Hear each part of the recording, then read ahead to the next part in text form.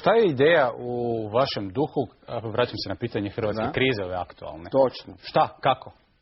Kao prvo moram pohvaliti za sada hrvatsku vladu da videći njihove mogućnosti, mentalne i druge, jer morate gledati njihov mentalni sklop. To nisu ljudi koji 31 godinu su živjeli vani, jer samo je Sanader 13 i Primorac 6. Šta to znači sad? Da bi svi trebali živjeti vani pa da bi... Apsolutno. Apsolutno. Lideri moraju živjeti vani. Pa evo, Sanader je živio vani. Pa kažem 13 godina, ali ne 31. Od toga on nije fizičar.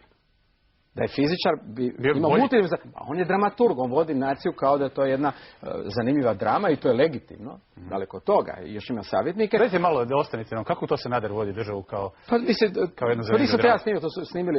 Inozemna Hrvatska i domaća Hrvatska politički su razdvojene. Međutim, inozemna Hrvatska koje sam ja dio je Hrvatska, jer mi koliko god su nas, evo vidite, razdvojili, raselili, sad to imate doma, a mi smo vani. Mi smo svi zajedno, mi smo izanalizirali svakog političara, svako ima dosije.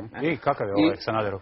Pa Sanader je bitno bolje nego recimo Račan, jer nema isti mentalni sklop. Ne? Recimo i Mesić... Ali budite iskreni, rekli ste mi ovdje prije emisije Sanader ili Zokin, misleći na Milanovića, sve je to isto. Nema tu sad neke velike razlike. I točno ste u pravu u ovoj krizi.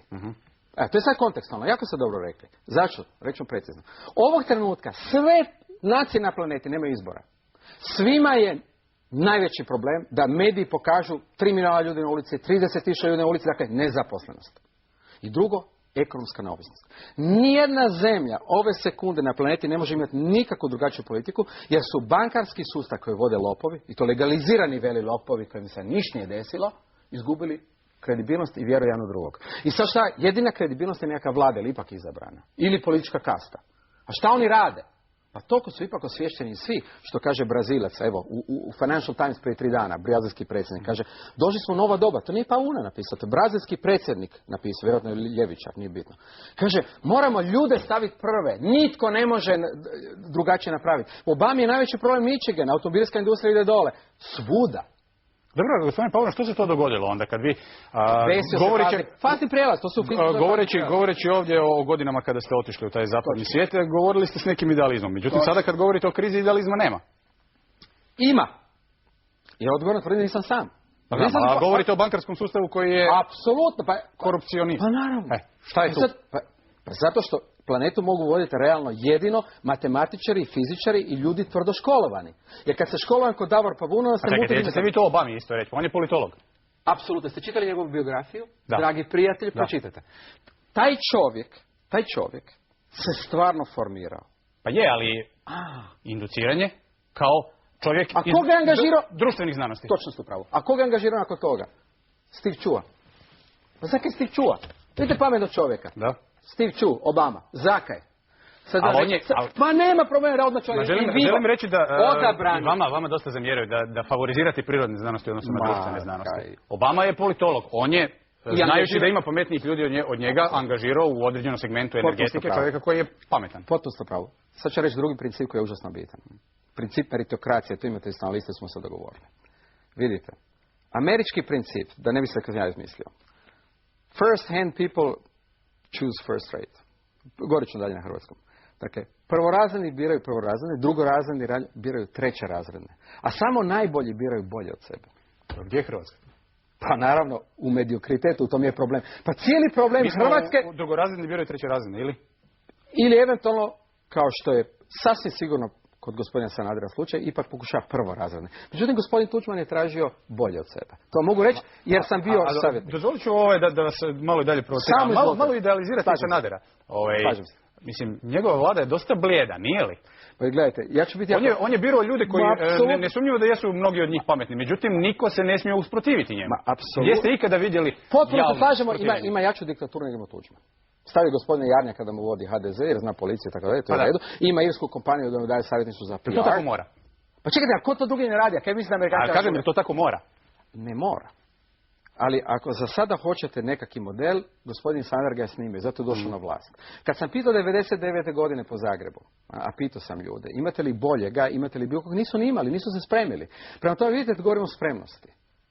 Zar nisam rekao da u krizi da vlada mora staviti krizni stožer unapred i da mora paziti i napraviti sad deal ima rezervoar novaca. Dakle, vi morate prirediti svoju budućnost. Budućnost se ne dešava sama po sebi, ona je u vama, ona je u nama. Dajte reći kakav krizni stožer, konkretno šta? Vrlo konkretno, jer ovo vam je u prvoj aproksimaciji ova kriza, to je kao požar koji ide u svim smjerovima. Okay? Prema tome, Sanader, kakav god bio, i ne samo Sanader, tamo da promijenite, da stavite Zokija, Milanovića, kak se zvao, tak svejedno. Njima će se dešavati neki, sutra pada nekakva banka, uopće ne kažem koja, nemam pojma nijem. Pašće, statistički može jedna past. Nakon toga zbog te banke padne neka druga. Ili idemo, Mađarska je trenutno de facto u komi. Da li to znači da je MOL u komi, znači da je INA u komi, INA je pola ekonomije Hrvatske. Pa nama se može desiti da zbog kolapsa Mađarske, koja ne spašava Europska unija, padne INA. Pa šta će onda vlada? Prema tome, vlada mora, jer je kredibilna, kakva god bila vlada, vlada je još uvijek trenutka jedina kredibilna. Dakle, paradoksalno se vraćamo na titoizam. Svi gledaju Tita, sad će svi gledati Sanadera privremeno ili Šukera. To je model, ista stvar u Švicarskoj, nemojte mi izgledati drugačije. Prema tome, svi gledaju centar moći koji je relativno kredibilan. Jer on mora omogućiti rezervoar, opciju, kao vatrogasce. Dobro. Mislim, to je vrlo realna stvar, a teško pratiti kotični sustav. Znanstvenici znaju, jer tako o tome razmišljati, oni ne znaju. Recimo, njegov ekonomski savjet zna samo klasične elemente i dobro savjeti, ali to su sve klasične ekonomije. Svjetski planetarni sustav. Šta bi bio iskorak? Pa iskorak bi bio upravo angažirati ljude koji znaju multidimenzionalnu ekonomiju, a postoje, naravno. Također, je li zvao netko ili ste im preosebu? Pa zvao me je doktor Karaman, koji je ravnatelj Brodskog instituta, koji nudi da napravimo tehnološki savjet, također koji je bilo s tim povezan. Drugi su me pametni ljudi zvali sa liste Podulje i tako dalje. U stvari zvali su me čak iz vlade prije vaše emisije i podržavaju me. Primorac se zvao? Nije me zvao Primorac, zvao me neko drugi, jer naravno Primorac je momentalno prezauzet, ali nije bitno, mislim, znam ih više manje sve. I oni nas prate, jer oni vole čući što ja kažem, jer znaju da govorim iskreno ime inozemne Hrvatske. A budući su živjeli u inozemstvu, vole čuti. Jer ja provociram, znate, ali ne provociram negativno. Ja stvarno volim Hrvatsku. I još nešto puno važnije. Ja sam totalno impresioniran hrvatski narod. Baš sam vašem vozaču rekao. To je totalno nemoguće. Na 5 milijuna ljudi, to vam nije ni selo u Kini, Wuhan. To nije ni to. Imati Kosteliće. To je nevjerojatno. Jeste imali Antu Kostelića ovdje? Neću doći, ali trudim se. Dobro, pitajte se Jasnu Kostelića za tajne. Ali dobro, idemo dalje. Gledajte, da ne govorim o njemu. Vi pjevate koji ja. Naše klape. Pa to je nevjerojatno. Pa naše klape, ja sam strancima svirao, pa oni umiru od sreće. Ne? Idemo treće. Čista zemlja, divni ljudi, naši ljudi su divni. Njima samo nedostaje visoka korelacija. Mi fenomenalno radimo do 20 ljudi. Mi nismo u stanju napraviti autoindustriju jer ne znamo napraviti visoku korelaciju.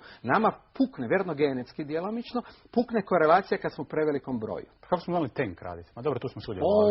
Tu smo dobro. I pištolj prodali smo 200,000 prodali naši ljudi. Dobro, i auto smo radili, istina Bog nije bio kvalitetan, ali... Ali nije ni bitno.